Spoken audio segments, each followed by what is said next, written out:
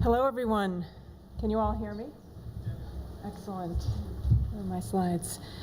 So I'm Lynelle, and I'm here to talk about the design-led revolution.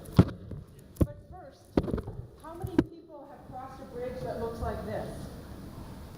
And how many of you, like me, on red on the other side, sat on the edge of the bridge wondering if you should in fact cross that bridge, wondering if it was going to be the last bridge that you crossed? I spent many years in the Himalayas crossing bridges like this every day to do the work that I was doing. There, it sounds like my mic is working now. This is a different kind of bridge. This is a bridge in northeast India in a state called Meghalaya. Meghalaya, as many of you local to the region, gets tons of rain in the summer monsoon, up to 25 meters of rain in a given year. So what they've designed is a sustainable living bridge. This design is passed on from generation to generation. Essentially, they plant a strangler fig, and then they weave the strands across, coaxing the roots to take hold on the other side of the bridge. So this is a bridge that can sustain the strongest deluges and currents. When the bridge gets strong enough, again, over many generations, so this is passed down, so one man starts the bridge, trains the next generation, who trains the next generation. Once the bridge is strong enough, it becomes part of a whole commuter network of bridges connecting the valleys across the particular region. So this is an example of a brilliant design working with nature within the constraints of fast, rapid rivers. This is the essence of design. So we think of design not just as the aesthetics, but the act of intentionally shaping the future and our collective future. At Autodesk, we make design software that's used to make everything from the Shanghai Tower and many of the buildings that you see here, to the Tesla and many forms of transportation, to movies like Avatar and the special effects, to the designs that many people are making in their own backyard. This of a solar hot water heater that Ben has made. He's actually cooking a piece of bacon in this image. These are the heroes. These are the designers. Those people who are actively shaping the future, who bridge from what is to what can be. These are our heroes. But I'm not just talking about architects, engineers, designers. I'm talking about people like all of you here who are intentionally shaping our collective future. Whether you're designing a business or an economy or a policy, we are all designers. And we are all part of what we call the design-led revolution. So this is about the global rise in the power of design to create a better future and to actually solve epic challenges. And so why this matters is because of all the different topics that we're talking about here today. These, what we think of as epic challenges that are interconnected, insurmountable, part of a larger system. No one company, no one country can solve any of these. Whether we're talking about climate or water or health or environment or education, the list goes on and on. This crowd surely is familiar with this idea of an epic challenge. Epic challenges from Autodesk's perspective are the greatest design challenge of our time. It's the challenge of providing more for humanity while demanding less from our planet. Designers love constraints. This is about designing within the constraints of our finite natural resources. So now let's talk about these epic challenges from the lens of design.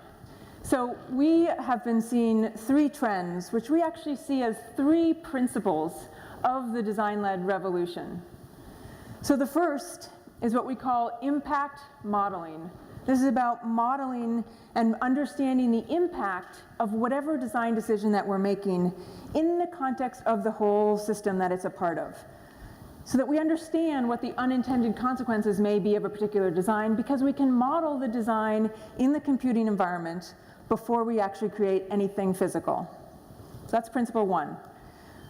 Principle two rapid iteration.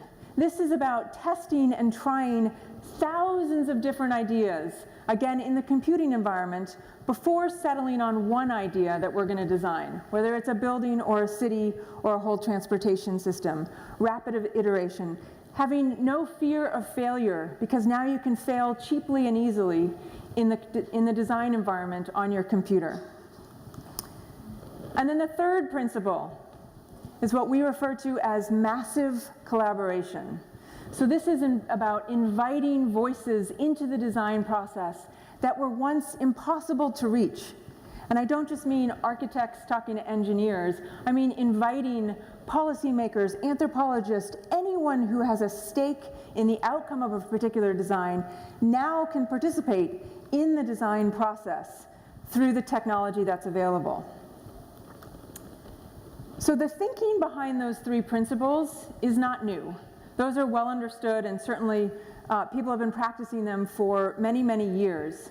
But what's new is that these technologies are now applicable at much wider scale through the access to technology. So previously we weren't able to model something in the computer before creating it. We weren't able to access so many different people in the design process. We weren't able to fail repeatedly in the computer. Now all of that is possible through design technology, but here's the thing. We know that technology alone is not enough to design the right solution. It's technology plus the right mindset, expanded view of what's possible that enables us to use design to solve some of these epic challenges. And so at Autodesk, what we try to do is look for those people, those entrepreneurs, those innovators who have a big vision of what's possible, who are trying to solve some of these epic challenges so that we can equip them with the technology to get their idea to market faster. So this slide talks about two different programs that we have available with the URLs for people who want to write them down. One is our Autodesk Clean Tech Partner Program. The other is an Autodesk Technology Impact Program. This is basically our investment in clean technology, startups, and big thinkers and innovators to equip them with the technology, because these are the people who have the mindset and the big vision of what's possible. So I want to tell you a story about three different companies that we work with closely. And these, I will say, are three of thousands of companies and thousands of stories of people that are using design to have rippling impacts to solve some of these epic challenges. So the first one is a company called BioLite. So here's the design challenge that BioLite had. They are trying to design a cook stove for the 3 billion people, nearly half of the world, that cook over open fires, which cause 2 million premature deaths every year from the smoke inhalation, the black carbon. So they set out to design a stove that would do just this. And they came up with this cook stove that you see here, which uses 50% less firewood, so it burns on firewood, and it reduces the smoke emissions by 95%. So really breakthrough technology. But here's the thing. They took the design challenge even further. So one of the things they also realized about the same people that were cooking over open stoves is they didn't have access to electricity, and they didn't have easy access to charge their cell phones. Often had to walk long distances for using their cell phone for commerce. So what they did is, using simulation technology and computational fluid dynamics, they were able to design a stove that converted the excess energy from the firewood into electricity. And then part of that electricity went to power a fan to make the stove burn even more efficiently. And then the excess electricity went to power, I should be flipping through these, went to power an LED light or a cell phone. So you'll see, there you have a light there. So that now you have a solution which not only addresses the cooking needs, addresses the forest deforestation using so much less fuel, but it also enables children to do homework at night with the LED light and charging their cell phones. This is an example of design that can have rippling impacts throughout a particular community. And here's a last image. This is their camp stove, which they sell for recreational purposes. Same technology, using firewood, and can also charge a cell phone. And then the proceeds from this stove go to help the distribution of the other stove in the countries that need it most. So that's the first story. Second story, and I love this story. This is the Bhutaro Hospital in Rwanda. This was designed by a group called Mass Design Group. 2 architects came out of architecture university with their degrees and wanted to build buildings that had far bigger impact than the building itself. So they partnered up and teamed up with a group called Partners in Health to design this hospital. And their design objective was to improve the health outcomes of the people who went to the hospital. So one of the things that they realized was that many of the people were getting sicker when they went to the hospital, and many of the germs were transmitted in the hallways. So you can see here the outdoor walkways. So you have natural ventilation in the hallways. Here's another example of the hallways here where you can see they're able to walk naturally. Natural ventilation. Another thing they realized is that patients recovered more quickly when they were in a group setting, when they had a shared room. So all of the rooms in the hospital are shared with multiple beds per room. And the next thing they realized is that patients recovered more quickly when they had a view of the natural world. So outside the hospital, there's absolutely beautiful gardens and bubbling fountains, but you can see from this picture, every single bed is facing a window so they can actually see the outside world. So that's all great. I mean, that's the story of a brilliantly designed architecture building. But the design team, again, took it so much further than a particular building. So in this situation, they were looking for local materials and building materials in Rwanda. What they realized is there's an abundance of volcanic rock that wasn't previously used in buildings and previously had little value. So the design team set about teaching people to have a whole new stonemasonry business so that the locals were employed to make the stone that was used to create this building. 4,000 people from the community were employed in the design and construction, actually the building of this particular hospital. The story goes on, but it's a story that's not just about a building and a hospital, it's a story about using design to really trigger widespread change in the country.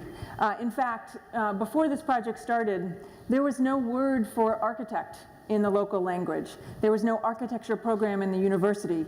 So again, the design team set about training local architects. Now they have a thriving architecture program in the country. So the last example, again, of design being used to solve epic challenges is a company called DREV, which stands for Design Revolution. So this is Kamal. Kamal was in a motorcycle accident when he was only 16, and so he spent many years getting around with a bamboo staff, which had implications for his hands and certainly a misalignment of his spine. Within a day, Kamal was fitted with this particular knee, the remotion knee, and was able to walk again immediately, and then he was able to get a job serving food in the clinic where he had been fitted with this knee. So this is, again, a story of a company that set about trying to design a solution for the 30 million people around the world who don't have freedom of mobility and who need prosthetic limbs. So prosthetic limbs cost thousands of dollars generally. This particular solution is designed with only 8 parts, so it's very easy to fix, and costs $13. So this is, again, a company that is specifically focused on using design to meet the needs of the people that are living on less than $4 a day. Now there's 3,500 people that have been fitted with prosthetic limbs, can climb trees, and here's a last image of the knee up front. This is a later version of that using a lot of our digital prototyping software, and you can see the curved front in front for the knee so that it actually looks more like a knee when they're wearing pant legs, etc. Still a very, very low-cost solution. So in closing, I want to say that the design-led revolution is well underway. The power of design and designers well understood. And as we move to a world of 9 billion people, I think you all, more than anyone, know the stakes. And really, this is the challenge of a lifetime. And the challenge is to design a future where everyone can live well and live within the limits of the natural system and the planet. So innovation is accelerating at an incredibly dynamic pace, coupling technology plus an expanded view of what's possible. So I want to leave you in closing with a quote from one of the greatest designers of all time, Henry Ford. "Whether you think you can or you think you can't, you're right." Thank you.